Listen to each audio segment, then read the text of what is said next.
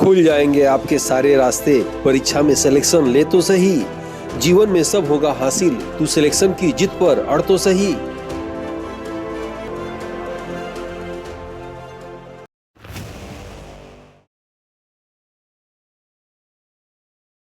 Aditya classes exam गुरु channel में आप सबका स्वागत है। भारतीय राष्ट्रीय आंदोलन की क्लास जो चल रहा था, उस क्रम में आज हम लोग की क्लास जो है भारतीय राष्ट्रीय आंदोलन की मेन क्लास शुरू हो रही है। अगर आप मेरे इस सीरीज को इसके पहले नहीं भी देखे होंगे तो यहाँ से जरूर देखिएगा। ये जो क्लास शुरू हो रहा है भारतीय राष्ट्रीय आंदोलन का, 3 क्लास आपको जाएगा, पूरा जो है कवर कर दिया गया है और मैक्सिमम कंटेंट आपको इस क्लास में दिए जाएंगे। ये हम लोग देखेंगे। क्लास शुरू करने से पहले आपको हम बता दें कि भारतीय राष्ट्रीय आंदोलन को इतिहासकारों ने 3 भागों में बांटा है, जो कंपटीशन की दृष्टि से होता है। याद रखिएगा, एक तो होता है जो आप देखते होंगे, टेक्स्ट बुक पढ़ते होंगे, जो एग्जाम की दृष्टि से वो अलग, थोड़ा सा अलग होता है। ये हम लोग कंपटीशन की दृष्टि से पढ़ा रहे हैं, शॉर्टकट में क्विक पॉइंट जो पूछा जाता है।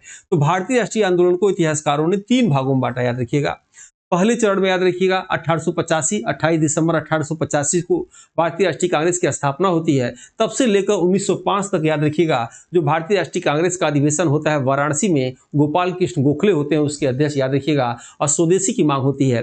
तब से लेकर याद रखिएगा एक भारतीय राष्ट्रीय आंदोलन बनाया गया जिसको उदारवादी चरण कहा गया। इसका उद्देश्य क्या था? सुधार लाना था। अंग्रेजों में सुधार लाना चाहते थे। जब ये हार गए लोग, सुधार नहीं हुआ, तो 1905 से 1919 तक याद रखिएगा दूसरा चरण ये लोग चलाएं। और दूसरा चरण क्या चलाएं? उसमें स्वराज की स्थापना की। याद रखिएगा, इसे उग्रवादी चरण कहा जाता था, यानी उग्र लोग ज्यादा थे। बाद में उदारवादी कुछ उग्रवादियों का साथ नहीं दिए, अभी आगे आपको बताएंगे ऐतिहासिक तौर पे। और बाद में जब तीसरा चरण शुरू होता है 1919 से 1947 के बीच में, याद रखिएगा ये गांधीवादी चरण था, और जो है गांधीवादी तीसरा चरण था। आज हम लोग क्या करेंगे, पहले चरण के विषय में डिटेल जानेंगे, ठीक है।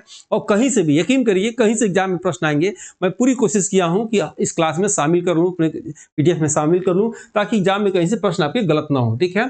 तो भारतीय राष्ट्रीय आंदोलन का ये हम लोग पहली क्लास शुरू करते हैं, और सबसे पहले हम लोग क्या करते हैं, पहला चरण को देखते हैं। हम लोग शुरू करते हैं, याद रखिएगा, पहले चरण के मतलब क्या है। इसके पहले 1885 के भारतीय राष्ट्रीय कांग्रेस की स्थापना कैसे हुआ, प्रथम स्वतंत्रता संग्राम कैसे हुआ, ये सभी वीडियो में पढ़ाया गया था। तो जो बाकी है वो यहाँ से मैं पढ़ा रहा हूँ। यानी पहले चरण का महत्वपूर्ण बिंदु 1905 से शुरू होता है, और जिसे बंगाल का विभाजन या बंग भंग भी कहा जाता है बंगाली में, 1905 में हुआ था। इसमें कई परीक्षाओं में मैंने देखा, बीओ से लेके जो परीक्षाएं होती हैं पीसीएस मेन तक की, कुछ चीजों को शामिल किया गया है। जैसे पूछेगा घोषणा कब हुआ, घोषणा कब होता है, जैसे नीति आयोग की घोषणा कब होती है। सब लोग जानते हैं 1 जनवरी 2015 को, याद रखिएगा, नीति आयोग की स्थापना होता है। सब लोग जानते हैं कि बंगाल का विभाजन 16 अक्टूबर 1905 को होता है। इसी दिन रविन्द्रनाथ टैगोर ने शोक दिवस या रक्षाबंधन दिवस घोषणा किया था। लेकिन ये जहां से प्रश्न बार बार ये हमने पूछ लिया है, वहां से चांस अब दोबारा आने का नहीं है। अब ट्रेंड हो गया, चेंज हो गया, याद रखिएगा। अब पूछा जा सकता है कि बंगाल का विभाजन की घोषणा कब हुआ था, तो घोषणा कब हुआ था, 19 जुलाई 1905 को हुआ था, याद रखिएगा। तो उस समय भारत के गवर्नर कौन थे? कर्जन थे। यहां देखिएगा, आप लोग से गलत क्या होता है, यही आया था बीईओ की परीक्षा में आया था कि बंगाल के गवर्नर कौन थे, तो सर एंड्रयूज थे, याद रखिएगा। जैसे यदि आप उत्तर प्रदेश में रहते हैं तो पूछा जा सकता है उत्तर प्रदेश के गवर्नर कौन है, यानी उत्तर प्रदेश के राज्यपाल कौन है, और इंडिया के गवर्नर कौन है, तो याद रखिएगा राष्ट्रपति। उस समय राष्ट्रपति को गवर्नर कहा जाता था, याद रखिएगा, ठीक है। तो यहां बंगाल के गवर्नर अलग होंगे जो राज्यपाल होते हैं, और देश के राष्ट्रपति होंगे। यानी भारत के गवर्नर कौन थे? कर्जन थे, याद रखिएगा, 1905 में। और 1905 में बंगाल के कौन थे? तो सर एंड्रयूज। तो ये कर्जन वाला पोर्शन कई बार आ चुका है, एंड्रयूज याद रखिएगा, कम पूछना जाना शुरू किया गया इसको। एक और प्रश्न आएगा कि जब बंगाल का विभाजन हुआ उस समय, याद रखिएगा, बंगाल की विभाजन के समय गृह सचिव कौन थे? तो रिजले थे, याद रखिएगा, रिजले का नाम आता है। और बंगाल का विभाजन के समय पत्रकार कौन थे? तो पत्रकार WH नेविंसन थे। इनका भी नाम एग्जाम में आ सकता है, क्योंकि अभी तक पूछा नहीं गया है। नेक्स्ट आप देखेंगे, बंगाल का विभाजन क्यों होता है? अंग्रेज कहते हैं कि प्रशासनिक दृष्टि से हमको दिक्कत हो रहा है, इतना बड़ा साम्राज्य है, इसलिए इसको जो है हम 2 भागों में बांट रहे हैं। 2 भागों में कैसे बांट रहे हैं? एक तो पूर्वी भागों में बांट रहे हैं, एक पश्चिमी भागों में बांट रहे हैं। आप जान के आश्चर्य करेंगे, पूर्वी भागों में मुसलमानों की संख्या अधिक थी और पश्चिम भागों में मुसलमानों की संख्या कम थी, हिंदुओं की संख्या अधिक थी। तो सोचे इन लोग को अलग कर दिया जाए। तो जो है मेन कारण क्या था? मेन कारण यह था कि फूट डालो और राज करो, इनका एक नीति था। लेकिन भारतीय नेता इस बात से सहमत नहीं थे। वो जानते थे कि बंगाल का विभाजन ये क्यों कर रहे थे, ठीक है। आइए डिटेल देखते हैं हम लोग। इसमें जो प्रश्न आ सकता है, बंगाल विभाजन का कारण अंग्रेजों द्वारा बताया गया कि प्रशासनिक दृष्टिकोण से नियंत्रण में समस्या के लिए जो है उसका विभाजन किया गया, लेकिन वास्तविक कारण राष्ट्रीय आंदोलन को कमजोर करना था। भारतीयों को बांटो और राज करो की नीति था, याद रखिएगा। बंगाल का विभाजन को दो भागों में उन्होंने बांटा, पहला पूर्वी बंगाल और दूसरा पश्चिमी बंगाल। पूर्वी बंगाल बांग्लादेश त्रिपुरा का पूर्व भाग था और पश्चिमी बंगाल याद रखिएगा जिस समय है। कलकत्ता के सभा में निर्णय हुआ कि भारतीय विदेशी वस्तुओं का बहिष्कार करेंगे और स्वदेशी आंदोलन हम लोग शुरू करेंगे। कलकत्ता अधिवेशन में याद रखिएगा इस बात की चर्चा हुई थी। अब यहाँ आप देखेंगे रविन्द्रनाथ टैगोर, ये प्रश्न आ चुका है। रविन्द्रनाथ टैगोर के कहने पर 16 अक्टूबर 1905 को शोक दिवस, रक्षाबंधन दिवस जो है मनाया गया। शोक दिवस या रक्षाबंधन दिवस कब मनाया गया, आप एग्जाम में पूछा जा सकता है। तो कब, 16 अक्टूबर 1905 को। किसके कहने पर, तो रविन्द्रनाथ टैगोर के कहने पर या गुरु जी के कहने पर। याद रखिएगा रविन्द्रनाथ टैगोर ही प्रथम व्यक्ति थे जो भारत में नोबेल पुरस्कार को लाए थे। याद रखिएगा 1913 में लाए थे, साहित्य के क्षेत्र में लाए थे और याद रखिएगा गीतांजलि पुस्तक पे लाए थे। नेक्स्ट आप देखेंगे भारतीय विदेशी वस्तुओं का बहिष्कार करेंगे और स्वदेशी आंदोलन शुरू करेंगे। इस बात का वर्णन सर्वप्रथम संजीवनी पत्रिका में हुआ था, याद रखिएगा। और संजीवनी पत्रिका के पुस्तक लेखक कौन थे, तो के मित्र या कृष्ण कुमार मित्र थे, याद रखिएगा। किसके, संजीवनी के। यानी भारत में निर्णय लिया गया कि हम लोग विदेशी वस्तुओं का बहिष्कार करेंगे और स्वदेशी आंदोलन अपनाएंगे। आप जान ही रहेंगे वर्तमान में भी इसकी फायदा उठाया गया है और इसका चर्चा किस में हुआ था, संजीवनी में हुआ था। नेक्स्ट आप देखेंगे 1905 में भारतीय राष्ट्रीय कांग्रेस अधिवेशन वाराणसी में। यानी प्रश्न आ सकता है, ये प्रश्न इसलिए पूछा जाता है कि बार बार बच्चे यहाँ गलत करते हैं। देखिएगा 1905 भारतीय राष्ट्रीय कांग्रेस अधिवेशन वाराणसी, क्या यहाँ देखेंगे जो है स्वदेशी की मांग की जा रही है, यहाँ लिखा हुआ स्वदेशी की मांग की जा रही है। लेकिन 1906 याद रखिएगा कलकत्ता अधिवेशन होता है भारतीय राष्ट्रीय कांग्रेस का और दादा भाई नौरोजी अध्यक्ष होते हैं, स्वराज की मांग करते हैं। एक ही साल में जो है टारगेट इन लोग का बदल जाता है। नेक्स्ट आप देखेंगे गोपाल कृष्ण गोखले ने कर्जन की तुलना औरंगजेब से किया था और बंग भंग को निर्मम भूल बताया था। उन्होंने कहा, कर्जन को ने कहा कि जो ये है कर्जन जो है गोपाल कृष्ण गोखले द्वारा कर्जन को है औरंगजेब कहा गया। औरंगजेब के विषय में जानते होंगे, बताने की आवश्यकता नहीं था। एकदम उलेमा वर्ग के अनुसार शासन करता था, कट्टर था, याद रखिएगा। संगीत अपने सुनता था और पूरे राज्य में बंद कर दिया था, याद रखिएगा। कई चीज़ों को उसने पाबंदी लगा दिया था, लेकिन वो काम स्वयं करता था। तो आप कह सकते हैं कि किसकी तुलना जो है, किस गवर्नर जनरल की तुलना जो है औरंगजेब से की गई है, तो कर्जन की गई है। किसके द्वारा, तो गोपाल कृष्ण गोखले के द्वारा की गई है। ठीक है। फिर आप देखेंगे 1906 में भारतीय राष्ट्रीय कांग्रेस के कलकत्ता अधिवेशन के अध्यक्ष दादा भाई नौरोजी होते हैं और वहां पे क्या करते हैं, स्वराज का प्रस्ताव। मैं बार बार उस बिंदु को हाईलाइट कराना चाहता हूं जहां से बच्चे भूल करते हैं। यहां देखिएगा स्वदेशी की मांग हो रही है, यहाँ स्वराज की मांग हो रही है। यहाँ स्वदेशी के मतलब याद रखिएगा अपना बनाया हुआ, अपने भारत का बनाया हुआ सामान को हम लोग यूज करेंगे। यहाँ स्वराज का मतलब कि हम लोग का अपना कानून होगा, तुम अंग्रेजों का कानून हम लोग नहीं मानेंगे। यही दादा भाई नौरोजी, याद रखिएगा, पढ़े लिखे व्यक्ति थे। ब्रिटिश पार्लियामेंट में प्रथम यदि कोई सदस्य बना था, याद रखिएगा दादा भाई नौरोजी। इन्होंने ही सबसे पहले याद रखिएगा राष्ट्रीय आय दिया था भारत में 1867-68 में, याद रखिएगा सबसे पहले राष्ट्रीय आय दिया था। भारत में सबसे पहले गरीबी का आकलन इन्होंने दादा भाई नौरोजी ने दिया था। इनका एक कथन था, भारत भूख से मर रहा है। जेल में बंद कैदियों के आधार पर इन्होंने भारत में सबसे पहले गरीबी का आकलन किया था, याद रखिएगा। धन निकासी का सिद्धांत यही दादा भाई नौरोजी ने दिया था। कहा था अंग्रेजों को कर दोगे या पैसा दोगे, टैक्स दोगे, तो लंदन के किनारे जो टेम्स नदी है वहां वो टैक्स वर्षा करेगा, और राजाओं को दोगे, यहां टैक्स दोगे तो गंगा नदी किनारे, याद रखिएगा, वर्षा करेगा। इन्हीं का कहना था। इन्हीं का एक फेमस था दादा भाई नौरोजी का poverty and un British rule of India, याद रखिएगा। धन निकासी का सिद्धांत इन्हीं का था। भारतीय राष्ट्रीय कांग्रेस के 3 बार अध्यक्ष बने थे और भारतीय राष्ट्रीय कांग्रेस के प्रथम पारसी अध्यक्ष थे, याद रखिएगा, दादा भाई नौरोजी। ठीक है। नेक्स्ट पॉइंट हम लोग इसी में देखते हैं। नेक्स्ट पॉइंट है सूरत अधिवेशन 1907 में होता है, याद रखिएगा। सूरत अधिवेशन 1907 में क्या होता है आप देखेंगे यहाँ पे। भारतीय राष्ट्रीय कांग्रेस का सूरत अधिवेशन 1907 में होता है। इस अधिवेशन में रास बिहारी घोष होते हैं, याद रखिएगा, अध्यक्ष। और जो है इस अधिवेशन में कांग्रेस का विभाजन 2 भागों में, नरम दल और गरम दल में हो जाता है। नाम से जैसा कि आप जानते होंगे, गरम दल के कौन थे, लाल बाल पाल, आप जानते होंगे। एक बार परीक्षा में लाल बाल पाल का फुल फॉर्म पूछा हुआ था कि गरम दल के नेता, लाल मतलब लाला लाजपत राय, बाल गंगाधर तिलक मतलब, याद रखिएगा, बाल मतलब बाल गंगाधर तिलक, और बिपिन चंद्र पाल, याद रखिए, पाल मतलब बिपिन चंद्र पाल, याद रखिएगा। अगर आपके एग्जाम में पूछे पहली बार भारत का राजनीतिक हड़ताल कब हुआ था, याद रखिएगा 1908 में हुआ था। 1908 में कहाँ हुआ था? तो मुंबई में हुआ था। किसके विरोध में हुआ था? तो याद रखिए यही बाल गंगाधर तिलक के विरोध में हुआ था, क्योंकि अंग्रेज बाल गंगाधर तिलक को मांडले जेल में बंद कर दिए थे। मांडले जेल में जब इनको बंद कर दिया गया था 1915 में, याद रखिएगा इन्होंने एक किताब लिखा जिसका नाम था गीता रहस्य। किताब से प्रभावित होकर जब लखनऊ समझौता 1916 में होता है, याद रखिएगा लखनऊ समझौता आप जानते भी होंगे, आगे चर्चा भी करेंगे, कांग्रेस और मुस्लिम लीग के बीच में होती है। उसमें दो बातें मुख्य रूप से कही जाती है। एक तो ऐतिहासिक फैसला दोनों बीच में होता है, कांग्रेस और मुस्लिम के बीच में, और दूसरा क्या होता है कि जितने भी उग्रवादी थे बंद किए गए जेल में उनको बाहर निकाला जाएगा। इसी के तहत एनी बेसेंट के सहयोग से, याद रखिएगा, तिलक जी को बाहर निकाला जाता है। और लाजपत राय के विषय में आप जानते होंगे, आप जो है एक जब साइमन कमीशन आता है, याद रखिएगा, उसी के बाद इनको जो है क्या होता है कि इनको लाठी लग जाती है और इनकी जो है इनकी मृत्यु हो जाती है। ये कहानी आगे बताएंगे। बिपिन चंद्रपाल के विषय में बहुत ज्यादा प्रश्न नहीं आता है, बाद में इनका जो है परिवर्तन मना आ गया था, इसलिए ज्यादा नहीं पूछा जाता है। 1907 में देखिएगा आगे पॉइंट है, 1907 के तत्कालीन गवर्नर जनरल मिंटो का कथन था।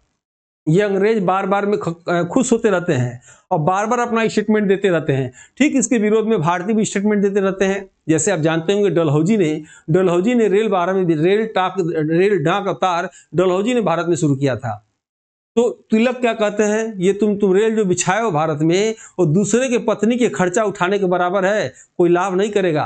तुरंत अंग्रेजों की तरफ से स्टेटमेंट आता है कि जो अकबर नहीं कर पाए, टीपू सुल्तान नहीं कर पाए, वो रेल कर जाएगा भारत में। और वास्तव में रेल भारत ने कर दिया। आज भी अंग्रेजों द्वारा कुछ काम ऐसा किया गया है जिसको वो लोहा जो है, पर सभी भारतीय इसको मानते हैं। यहां देखिएगा मिंटो क्या कहते हैं, मिंटो कहते हैं कि सूरत में कांग्रेस का विघटन हमारी सबसे बड़ी, याद रखिएगा, जीत है। नेक्स्ट पॉइंट आप देखेंगे, ये टेस्ट सीरीज है, जो लोग नहीं लिए ले लेना चाहिए। 2000 इसका रेट है, लेकिन 999 में दिया जा रहा है। एक वर्ष इसकी वैलिडिटी है। पर डे याद रखिएगा 9 से 11 क्लास चलता है। 9 से 11 इसमें आपको टेस्ट होगा, नए टेस्ट दिए जाते हैं। Video classes, theory classes, solve paper, 1 साल तक आपको इसकी सुविधा मिलती रहेगी। प्लस इसमें से पूछताछ क्लास चलता है 15 से 20 मिनट का, लगभग आधे घंटे का। उस पूछताछ क्लास में, याद रखिएगा, एक पीडीएफ का नंबर बता दिया जाएगा। इस पीडीएफ नंबर से आपको आधे घंटे आना है। जो लोग ऐप खरीदे रहेंगे तो ऐप के अंदर ये सुविधा है, याद रखिएगा, और उसमें उन लोगों से प्रश्न पूछे जाते हैं। और भी फायदे होते हैं। पर्सनल गाइडलाइन भी आपको मेरी मिल जाएगी। इस जीएस टक्कर को लेने के लिए प्ले स्टोर से आदित्य क्लासेस एग्जाम गुरु डाउनलोड करेंगे और जो है आप ऑनलाइन पेमेंट करेंगे। या कोई दिक्कत हो इस नंबर पर फोन कर सकते हैं या मैसेज कर देंगे, टीम द्वारा आपको बता दी जाएगी। ये मेरे द्वारा लिखी गई पुस्तक है, 50% डिस्काउंट और डिलीवरी चार्ज फ्री है। बहुत ही सस्ती, बहुत ही अच्छी पुस्तक है मेरे द्वारा। याद रखिएगा, बिखरे हुए जो आपके द्वारा जो तथ्य अलग अलग हैं, सबको एक जगह इकट्ठा कर लिया गया है। महत्वपूर्ण तथ्यों को इस पुस्तक में 1 लाइन फॉर्मेट दे दिया गया है। ये असिस्टेंट प्रोफेसर से लेकर LT ग्रेड, बीएड कोई भी परीक्षा देंगे, सब में जीएस कॉमन होता है। टीचिंग लाइन के जीएस संबंधित ये बनाया गया है। दूसरा एडिशन 2025 का है और प्रचार के नाम पे भी इसको दिया जाता है। आगे इसका जो है आपको बंद कर दिया जाएगा। जो लोग नए आए हैं टेलीग्राम ग्रुप पे जुड़ जाइए। आप सबसे रिक्वेस्ट है, इस पे फ्री में टेस्ट होता है, फ्री में टेस्ट दीजिए और सभी वीडियो की लिंक और सूचनाएं इस पे दे दी जाती हैं। आइए क्लास को आगे शुरू करते हैं। और वीडियो अच्छा लग रहा हो, अगर आप वीडियो को देखते हैं, आपको हाइप बटन जरूर दबाना चाहिए। आपके मोबाइल पे यदि हाइप बटन आ रहा हो तो उसे दबाइएगा, सब्सक्राइब कर लीजिएगा, ताकि आपको कम समय में अधिक से अधिक जानकारी मिले। बिल्कुल सॉलिड इस ऑनलाइन संबंध में सिर्फ ईमानदारी चलती है, मैं जानता हूं, इसलिए कंटेंट मेरे बहुत ही, याद रखिएगा, तगड़े होते हैं। आप किसी पूछिएगा, कहीं से कुछ बचेगा नहीं अगर कंटेंट आप पढ़ लेंगे तो।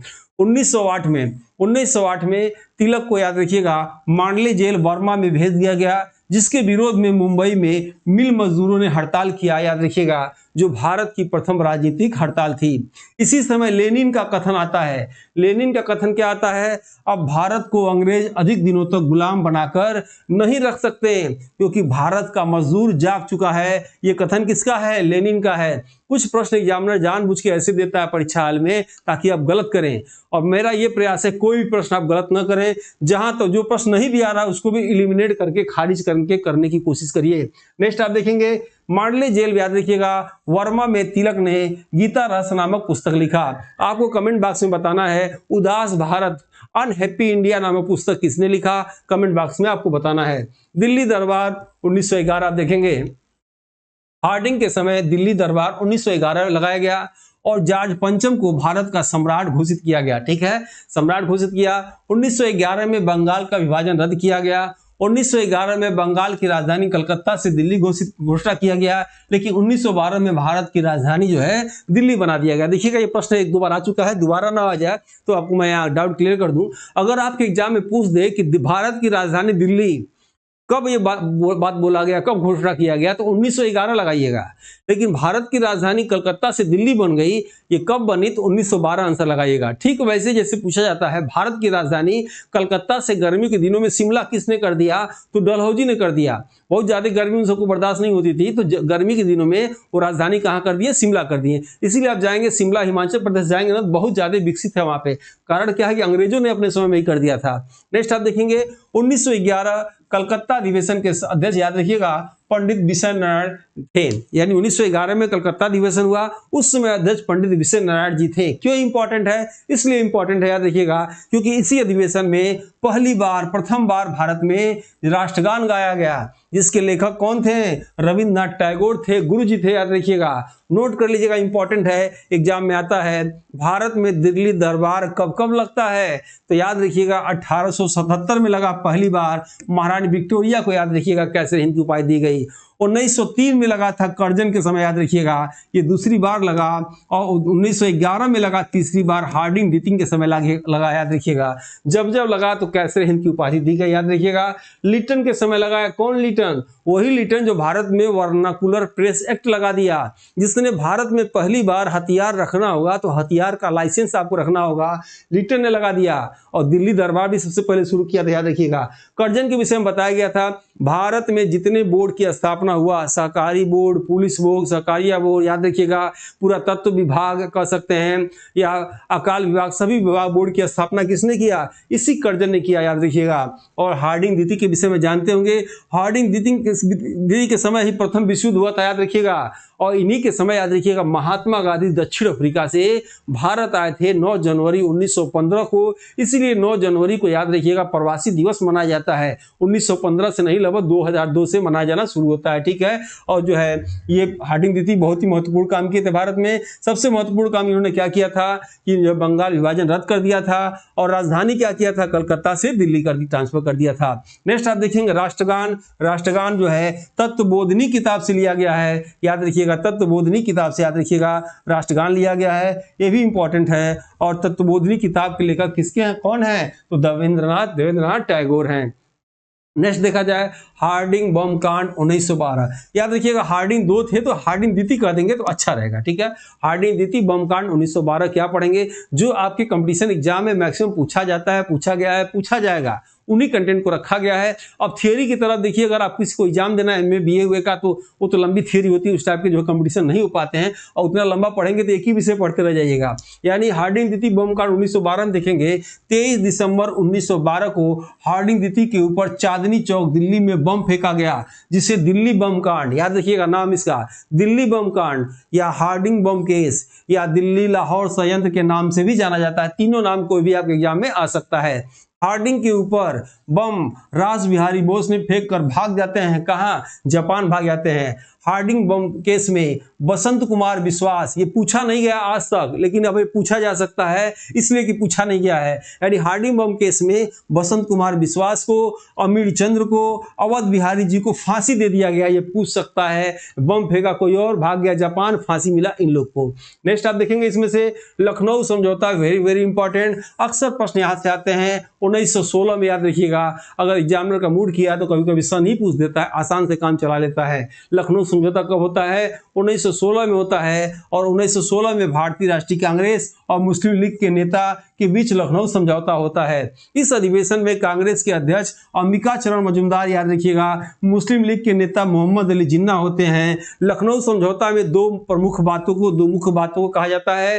पहली बात कहा जा रहा है कि कांग्रेस और मुस्लिम लीग के मध्य जो है ऐतिहासिक समझौता होता है। वो ऐतिहासिक समझौता क्या होता है, आपके एग्जाम में नहीं पूछा जाएगा, बस याद रखिएगा दोनों के बीच में ऐतिहासिक समझौता होता है। और पिछले 9 सालों से जिन उग्रवादियों को निकाला गया था उन्हें पुनः कांग्रेस में शामिल कर लिया जाए, इसी नियम के तहत जैसे तिलक जी और लोगों को भी शामिल कर लिया गया। यहां देखेंगे नोट में, बहुत ही इंपॉर्टेंट है, याद रखिएगा एग्जाम में ऐसा पूछा जाता है। इंपॉर्टेंट क्या है, इस अधिवेशन में उदारवादियों उग्रवादियों के पुनः मिलन की प्रक्रिया का श्रेय एनी बेसेंट को जाता है। याद रखिएगा एनी बेसेंट 32वें अधिवेशन में, याद रखिएगा 1917 में भारतीय राष्ट्रीय कांग्रेस की प्रथम महिला अध्यक्ष बनती हैं। यहां भी एक प्रश्न डाउट है, याद रखिएगा, और प्रश्न गलत कर सकते हैं आप एग्जाम में। क्या गलत कर सकते हैं? अगर आपके एग्जाम में पूछे कि प्रथम भारतीय महिला भारतीय राष्ट्रीय कांग्रेस की कौन बनती हैं, तो भारत कोकिला सरोजिनी नायडू बनती हैं। याद रखिएगा, जो उत्तर प्रदेश और भारत की प्रथम महिला राज्यपाल भी आगे चल के बनती हैं। यानी भारतीय राष्ट्रीय कांग्रेस की प्रथम भारतीय महिला अध्यक्ष सरोजिनी नायडू बनती हैं 1925 के कांग्रेस अधिवेशन में। लेकिन प्रश्न ऐसे पूछ दे, भारतीय का नाम ना पूछे, सिर्फ पूछ दे भारतीय राष्ट्रीय कांग्रेस के प्रथम महिला अध्यक्ष पूछे, तो क्या आप लगाएंगे? Annie Besant. याद रखिएगा एनी बेसेंट आयरलैंड से आई थी। इनके एक पत्रिका का नाम था न्यू इंडिया।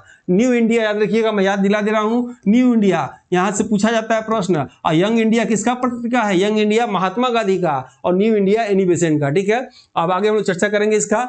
इस अधिवेशन में प्रथम बार कांग्रेस ने सांप्रदायिक सीट की बात स्वीकार की थी। याद रखिएगा यहीं से शुरू होता है। इसी अधिवेशन में गांधी जी को याद रखिएगा, गांधी जी कब आए थे? 1915 में आए थे। एक साल बाद अधिवेशन में जाकर बैठते हैं, तो जैसे ही बैठते हैं राजकुमार शुक्ल क्या करते हैं, इनको चंपारण की जो समस्या था, आप जानते भी होंगे, तिनकठिया समझौता, उसके विषय में अवगत करा देते हैं। तो प्रश्न ये भी आता है कि चंपारण सत्याग्रह में या नील के किसानों की समस्या के संदर्भ में जो है किसने महात्मा गांधी को सूचित करता है? तो कौन सूचित करते हैं? राजकुमार शुक्ल सूचित करते हैं। कहां सूचित करते हैं? तो 1916 में सूचित करते हैं। किस समझौते में? तो लखनऊ समझौते में उनको सूचित करते हैं। अब देखिएगा यही महात्मा गांधी स्टेटमेंट दे के चले जाते हैं। क्या कहते हैं? ये तुम लोग का लखनऊ जो समझौता है, ये शिक्षित और धनी मुसलमानों का एक समझौता था। क्या कहते हैं? लखनऊ समझौता शिक्षित और धनी मुसलमानों का एक समझौता है। होम रूल लीग आंदोलन 1916। अब देखिएगा यहाँ पे ये आंदोलन दो लोग चलाते हैं, एक तिलक और एनी बेसेंट चलाते हैं। ठीक है, दोनों लोग का थोड़ा थोड़ा रास्ता अलग अलग होता है। अब जो प्रश्न आएगा मैंने इसमें शामिल कर लिया है। पहला प्रश्न आ सकता है कि होम रूल लीग की स्थापना तिलक ने किया था अलग स्थानों से, एनी बेसेंट ने, दोनों के द्वारा अलग अलग स्थानों से होता है इसका आंदोलन का। यहां आप देखिएगा तिलक द्वारा होम रूल स्थापना अप्रैल 1918 बेलगांव कर्नाटक में घोषणा होता है, और गठन कहां होता है? गठन पूना, याद रखिएगा, महाराष्ट्र में होता है। ठीक है, अब आगे 1 मिनट बता रहे हैं आपको।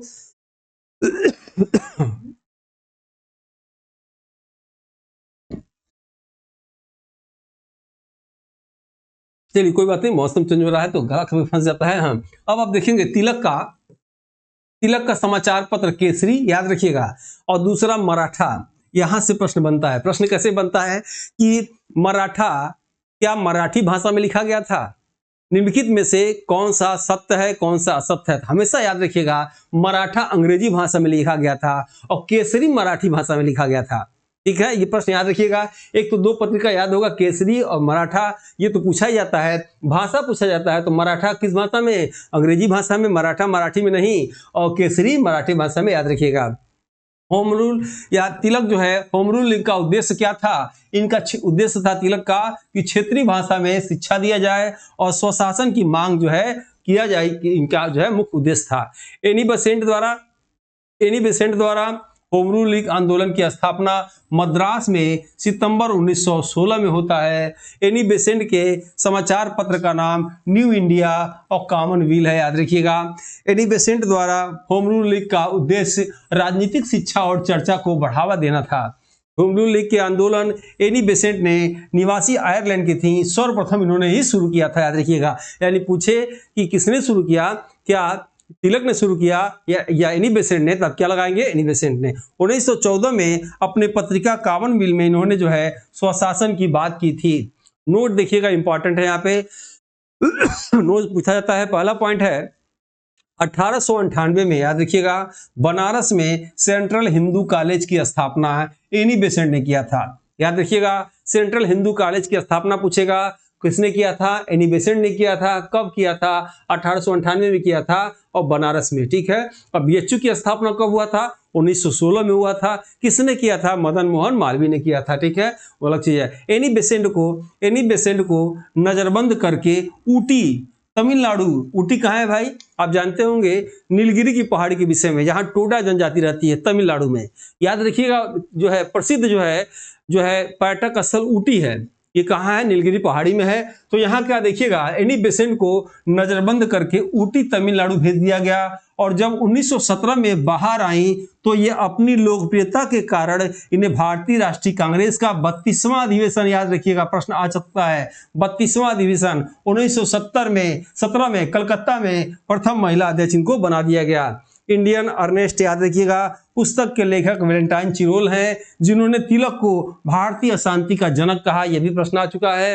होम रूल स्थापना 1916 का परिणाम यह होता है कि मॉन्टेग्यू चेम्सफोर्ड सुधार 1919 आता है। अब हम लोग पढ़ेंगे मॉन्टेग्यू घोषणा 1917, याद रखिएगा, या अगस्त घोषणा 1917, ठीक है। आपका मॉन्टेग्यू चेम्सफोर्ड सुधार या मार्ले मिंटो सुधार, इसको आगे में एक साथ बता चुके हैं, आगे भी कहिएगा तो हम बता देंगे एक बार, ठीक है।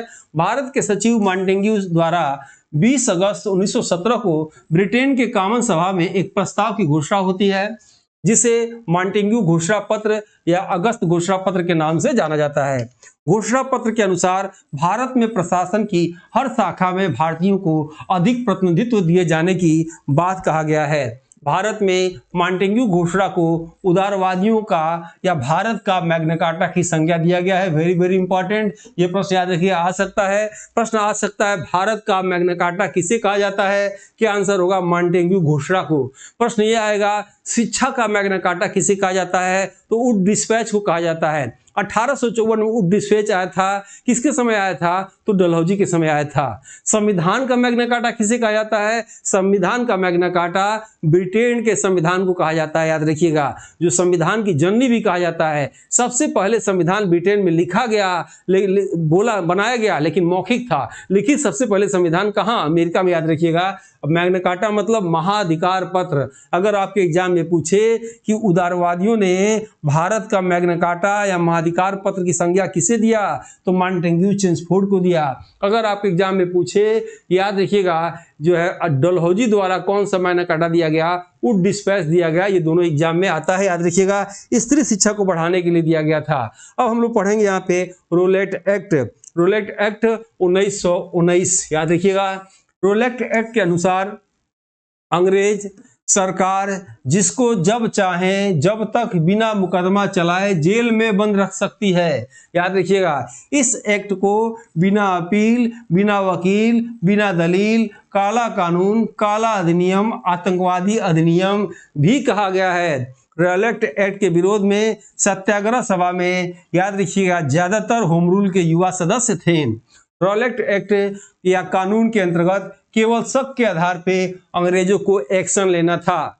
नोट कर लीजिएगा यहाँ इंपॉर्टेंट बिंदु समझने के लिए कि रोलेट एक्ट या कानून के विरोध का कारण मूल अधिकारों का हनन था। सही है। रोलेट एक्ट के सत्याग्रह का नेतृत्व दिल्ली में स्वामी सहजानंद ने संभाली थी और इसके विरोध में स्वामी सहजानंद ने क्या कहा था? लगान न देने का नारा दिया था। आपके एग्जाम में आ सकता है, भारत में सबसे पहले किसने कहा था टैक्स न दो, लगान न दो? आंसर आएगा सरदार वल्लभ भाई पटेल। याद रखिएगा, मत लगाइएगा, सरदार वल्लभ भाई पटेल ने भी कहा था। लेकिन यहाँ कब दिया था? बारडोली सत्याग्रह में, आगे बताएंगे। यहाँ आप देखेंगे स्वामी श्रद्धानंद ने सबसे पहले 1919 की बात है, लगान न देने का नारा दिया था। इस एक्ट के विरोध में महात्मा गांधी जी ने एंटी रोलेट सत्याग्रह, अब देखिएगा महात्मा गांधी जी का मुंह कैसे भंग होता है। पुलिस एक्ट के विरोध में महात्मा गांधी जी ने एंटी रोलेट सत्याग्रह शुरू किया। अंग्रेजों द्वारा इन्हें दिल्ली में गिरफ्तार कर दिया गया और दिल्ली में गिरफ्तार किया गया और ले जाके बंबई छोड़ दिया गया। और जो है 1919 से ही गांधी जी की राजभक्ति अंग्रेजों के प्रति, याद रखिएगा, यही समाप्त हो गई। जैसे आप प्रयागराज में कोई आंदोलन करिए कि मुझे दिक्कत हो रहा है इस परीक्षा में इस आयोग से, और आपको सरकार जो है बंद कर दे, बस में गिरफ्तार कर ले और ले जाके कन्याकुमारी छोड़ दे, और आने के लिए किराया भाड़ा भी ना हो, कैसे आएंगे? क्या गुजरेगा सरकार के ऊपर? कितनी गालियां देंगे आप सोचिए। यहाँ महात्मा गांधी को दिल्ली में गिरफ्तार किया जाता है और बम्बई में छोड़ दिया जाता है। यही क्या होता है? राजभक्ति गांधी जी की अंग्रेजों के प्रति समाप्त हो जाती है। जालियांवाला बाग कांड, हत्याकांड, याद रखिएगा 1919। अब इसमें देखिएगा, आप जानते भी होंगे, फिर भी एक बार देख लीजिए मन से इसको। रोलेट एक्ट के विरोध में करने पर पंजाब के लोकप्रिय नेता डॉक्टर सैफुद्दीन किचलू और डॉक्टर सत्यपाल की गिरफ्तारियों के विरोध में 13 अप्रैल 1919 को अमृतसर के जालियांवाला बाग में एक सभा आयोजित हुई, जिस पर जनरल डायर ने गोलियां चलवा दिया। जिसे जालियांवाला बाग हत्याकांड के नाम से जाना जाता है। ठीक है, इस सभा को हंसराज द्वारा बुलाया गया था और बाद में यही हंसराज सरकारी गवाह बन गया। इस सभा में प्रत्यक्षदर्शियों के अनुसार 1000 लोग की लगभग मृत्यु हुई थी। अब यहाँ दो प्रश्न यहाँ से पूछेगा, दोनों प्रश्न याद रखिएगा। एक प्रश्न आएगा हंटर कमेटी के विषय में, दूसरा प्रश्न आएगा तहकीकात समिति के विषय में। प्रश्न आएगा जालियांवाला बाग कांड के विरोध में जब कांड हो चुका तो जांच के लिए अंग्रेजों द्वारा कौन सी समिति बैठाई गई? क्या आंसर होगा? Hunter committee. लेकिन याद रखिएगा यही हंटर कमेटी जो है रिपन के समय भी आया था। रिपन के समय में हंटर कमेटी आई थी, इन्होंने भारतीय शिक्षा अधिनियम दिया था, 1882 में दिया था, याद रखिएगा। और दोबारा भारत में हंटर कमेटी आती है किस लिए? जालियांवाला बाग हत्याकांड के जांच के लिए। और ये कमेटी कहती है सरकार निर्दोष है, सरकार की कोई गलती नहीं है। जो कांग्रेस ने एक कमेटी बैठाई थी तहकीकात समिति, इसमें जो है उस बात को स्पष्ट उजागर किया जाता है। आइए इसी को मानक भाषा में पढ़ते हैं। देखा जाए इस जालियांवाला बाग हत्याकांड के विरोध में रविन्द्रनाथ टैगोर ने अपनी नाइटहुड या सर की उपाधि व हकीम हजमल ने, याद रखिएगा, हकीम हजमल ने हाजी उल मुल्क की उपाधि वापस की तथा शंकर नायर ने वायसराय परिषद से इस्तीफा दे दिया। इस हत्याकांड के जांच के लिए दो कमेटी बनी। पहला कमेटी सरकार द्वारा हंटर कमेटी बनाई गई, जिसने अपनी रिपोर्ट दिया कि सरकार एकदम निर्दोष है, कोई गलती नहीं है सरकार की, याद रखिएगा। इस यहीं पर महात्मा गांधी का कथन आता है, पन्ने दर पन्ने निर्लज सरकारी लिपापोती है, याद रखिएगा। किसने कहा? महात्मा गांधी ने कहा। कब कहा? जब इस सब कमेटी ने अपनी रिपोर्ट दिया और रिपोर्ट में कहा कि सरकार निर्दोष है।